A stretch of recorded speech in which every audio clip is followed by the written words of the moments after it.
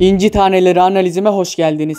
Bu videoda 30 Mayıs Perşembe akşamı 1. sezon finaliyle seyircisine veda etmeyi planlayan dizinin yaşanmasını beklediğim senaryolarından bahsedeceğim. Haydi başlayalım.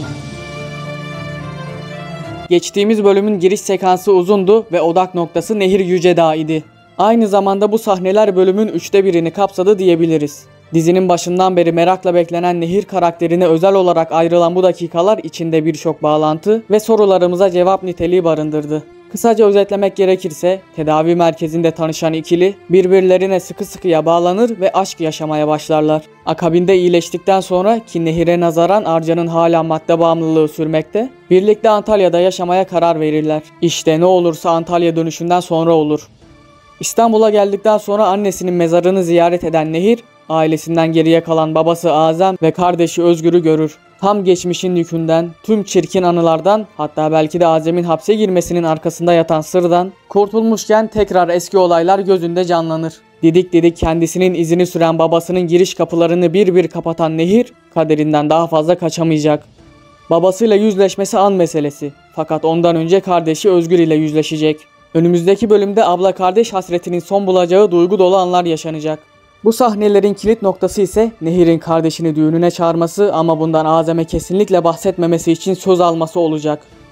Özgür ablasına vereceği sözü tutacak, babasına hiçbir şey söylemeden düğününde yerini alacak. Hatta sevgilisi Elif ile birlikte katılması söz konusu.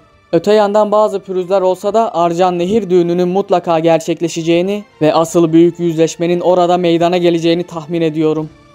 Nehir her ne kadar kaçsa da babası Azem ile hem de tam düğün gecesinde karşı karşıya gelecek.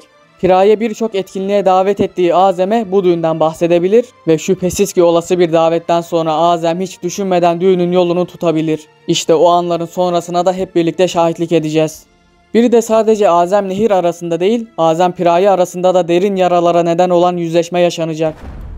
Delik çorapla tekne turuna gitmesiyle başlayan iç sıkıntı ileride daha da büyüyecek. Azem'i sadece Dilber ile birlikte olduğu dünyaya değil, kendi deyimiyle sosyete camiasına da, yani Piraye ile bulunduğu dünyaya da ait olmadığı gerçeğiyle tanışacak olması Dilber'de olduğu gibi Piraye'den de uzak durmasına neden olacak. Zaten hali hazırda Ayça'nın sınavı yaklaşıyorken ve en önemlisi Piraye'nin Adem Yücedağ yalanıyla tanışması pek yakında cereyan edecekken bu ikilinin ayrılık yaşamasını kaçınılmaz bir son olarak görüyorum.